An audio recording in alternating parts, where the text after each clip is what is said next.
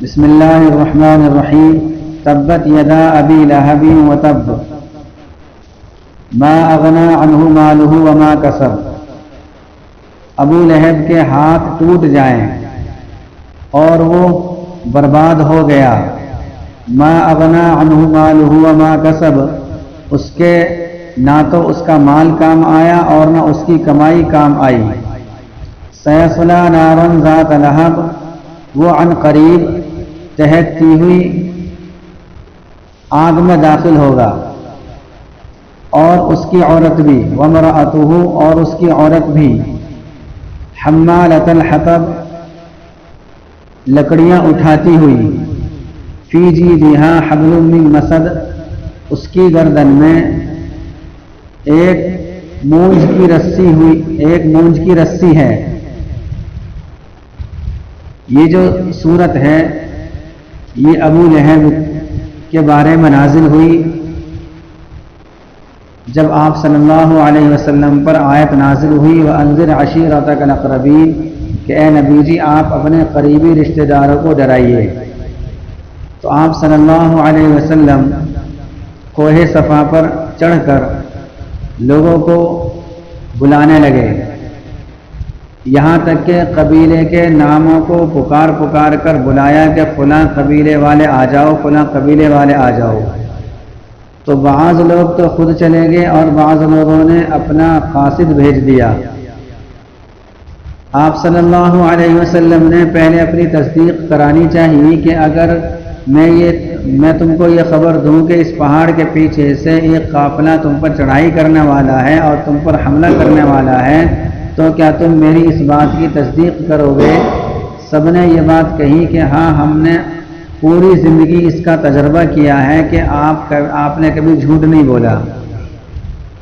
تو آپ صلی اللہ علیہ وسلم نے ان کو توحید کی دعوت دی ہے اور توحید کی تعلیم دی ہے، تو سارے کے سارے آپ کے مخالف ہو گئے۔ اس میں ابو لہب بھی تھا۔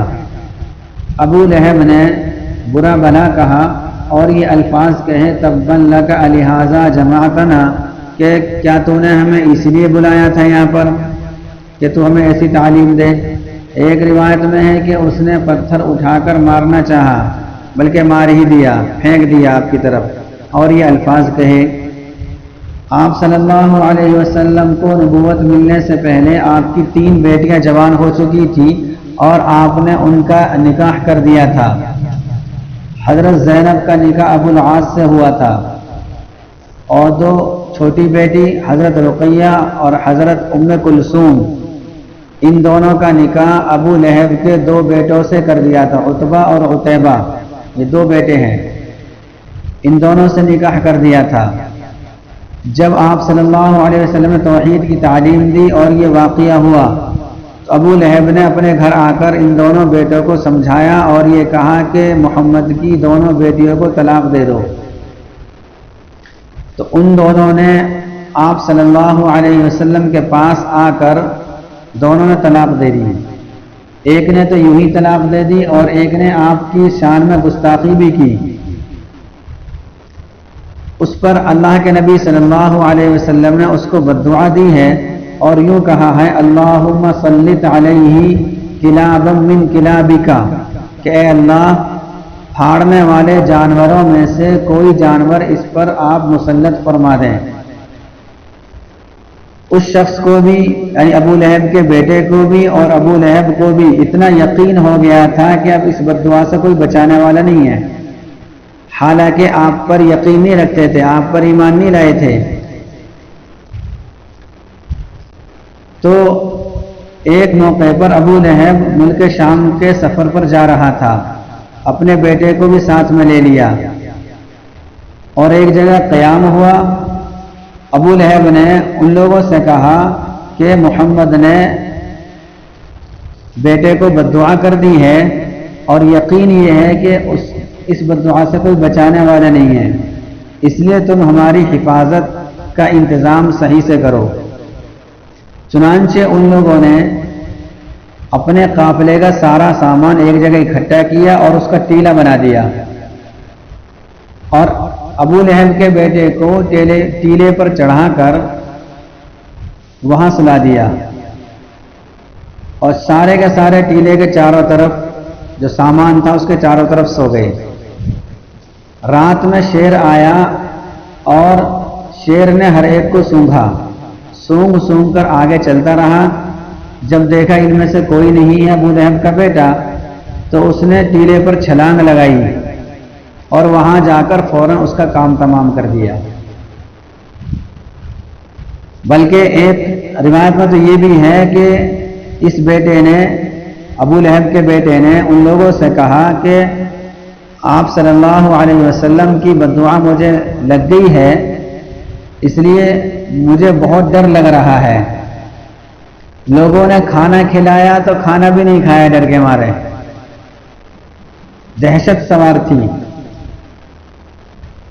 اور ایک روایت میں یہ بھی ہے کہ جب انہوں نے قیام کیا تو وہاں ایک شیر آیا اور گھومنے لگ گیا، یعنی گھومنے لگ گیا، وہاں پر چکر کاٹنے لگا، یہ ڈر گیا۔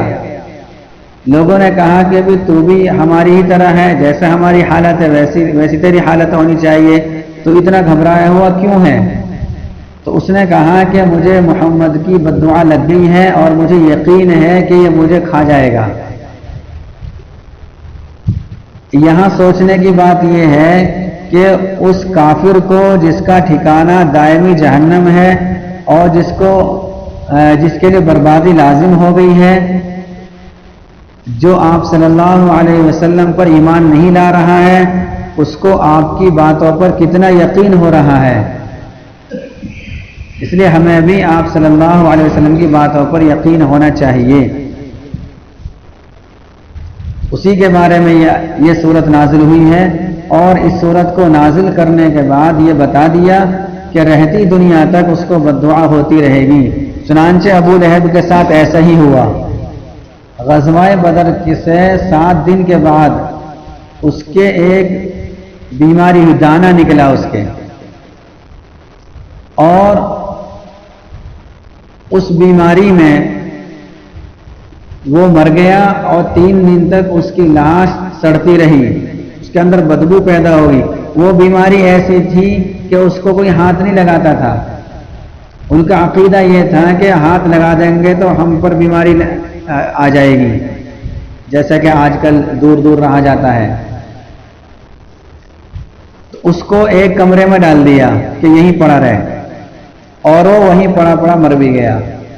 3 دن تک لاش سڑتی رہی۔ جب بدبو زیادہ ہو گئی تو لوگوں نے اس کے بیٹوں سے کہا کہ تمہارا باپ سڑ رہا ہے، اس کا کچھ کرو۔ تو انہوں نے مزدوروں کو لگوایا اور لاٹھی ڈنڈے وغیرہ سے اس کو گھسیٹ کر، اس کو سرکا کر ڈھکیل کر ایک گڑھے میں ڈال دیا، اور اوپر سے پتھر برسا دیے، پتھروں سے اس کو ڈھانک دیا۔ دنیا کے اندر تو وہ رسوا اس طریقے سے ہوا، اور آخرت میں رسوائی یقینی ہے۔ اس کا نام تھا عبد العزیٰ، اصل نام اس کا عبد العزیٰ تھا، اور یہ بہت خوبصورت تھا، اتنا خوبصورت تھا، ایسا لگتا تھا جیسے اس کے گالوں پر انار نچوڑ دیا گیا ہو، یعنی انتہائی خوبصورت تھا، یعنی آگ کی طرح، آگ جیسے آگ کا انگارہ سرخ ہوتا ہے، اسی طریقے سے اس کے چہرہ، اس کے گال سرخ تھے، اور لہب کے معنی آتے انگارے کے، تو اسی وقت سے لوگ اس کو ابو لہب کہا کرتے تھے، لیکن وہ اس کا لقب تھا، اور اس کو خوشی میں کہا کرتے تھے، ابو لہب اس کو خوشی میں کہا کرتے تھے۔ یہ سورت جب نازل ہوئی ہے تو اب یہ خوشی میں نہیں، یہ اس کی بدقسمتی کا نتیجہ ہے، اور اس کے لیے بد دعا ہے۔ اب لوگ اسی نام سے جاننے لگ گئے، بد دعا کے نام سے، اور قیامت تک اس کو جانتے رہیں گے اور اس کو بد دعا کرتے رہیں گے۔ تبت یدا ابی لہب وتب، ابو لہب کے ہاتھ ٹوٹ گئے اور وہ ہلاک و برباد ہو گیا۔ اس میں ہاتھ کے ٹوٹنے کو کہا ہے، اصل میں بات یہ ہے کہ عربی کے اندر عرب لوگ ہاتھ کے ٹوٹنے کو جب بولتے ہیں کہ ہاتھ ٹوٹ گئے، تو اس سے مراد ہوتی ہے کہ پورا کا پورا ناکام ہو گیا، یہ برباد ہو گیا۔ تو اس کا مطلب یہی ہے کہ وہ برباد ہو جائے۔ اور وہ برباد ہو چکا، یعنی یقینی طور پر اس کے حق میں بربادی لازم کر دی گئی۔ ما اغنا عنہ مالہ وما کسب، اس کے نہ تو اس کا مال کام آیا اور نہ ہی اس کی کمائی کام آئی۔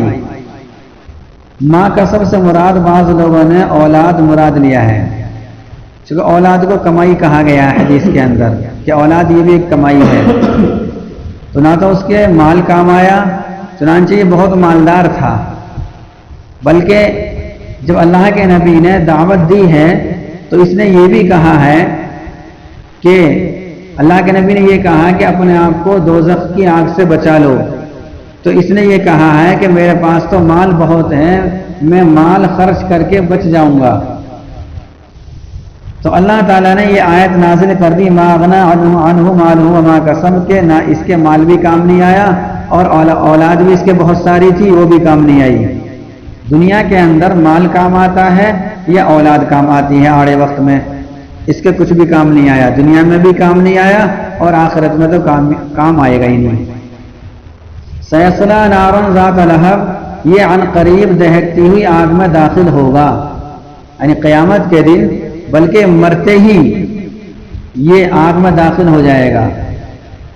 وامرأتہ، اور اس کی عورت بھی، اس کی بیوی بھی، اس کی بیوی تھی ام جمیل۔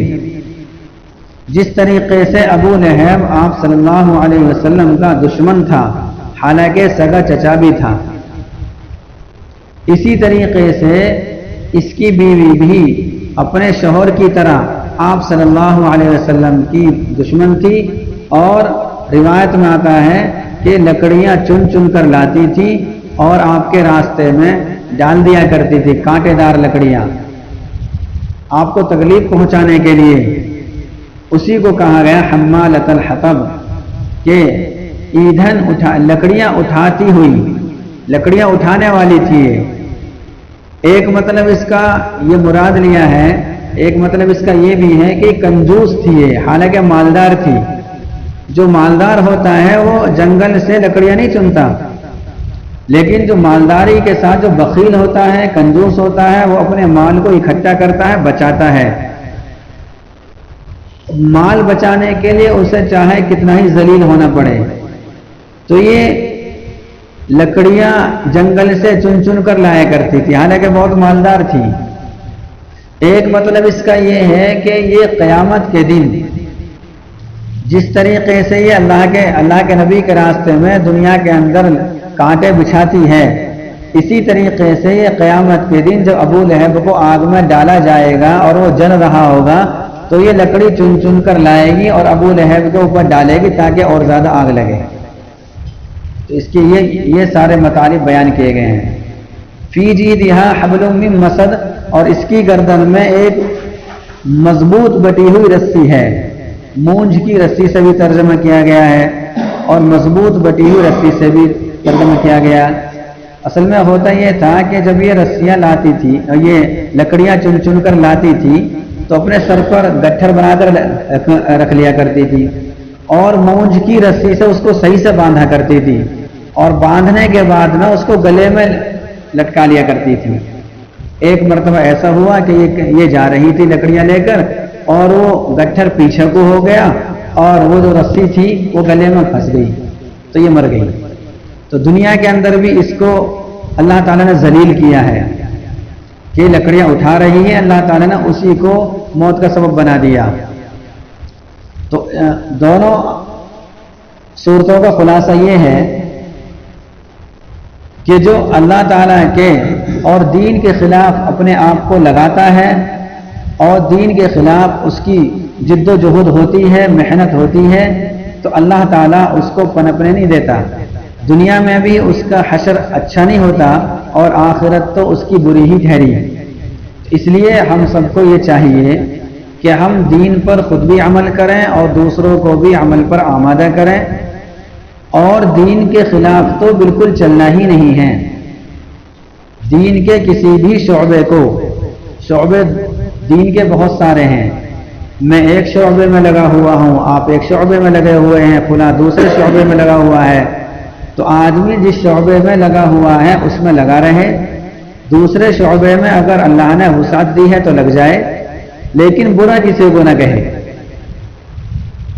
اگر کسی شعبے کی برائی کرے گا تو وہ دین کی برائی کر رہا ہے، اور دین کی برائی کرنا یا دین کے مخالف چلنا، اس کا حشر آپ کے سامنے آ گیا کہ ابو لہب کے ساتھ کیا حشر ہوا ہے، اس کے بیٹوں کے ساتھ کیا حشر ہوا ہے، اور ابو لہب کی گھر والی کے ساتھ کیا حشر ہوا ہے. اس لیے ہم سب کو چاہیے کہ ہم دنیا میں رہ کر اپنے آپ کو بنانے کی ہم فکر کریں آخرت کے اعتبار سے. اللہ تعالی ہم سب کو عمل کرنے کی توفیق نصیب فرمائے.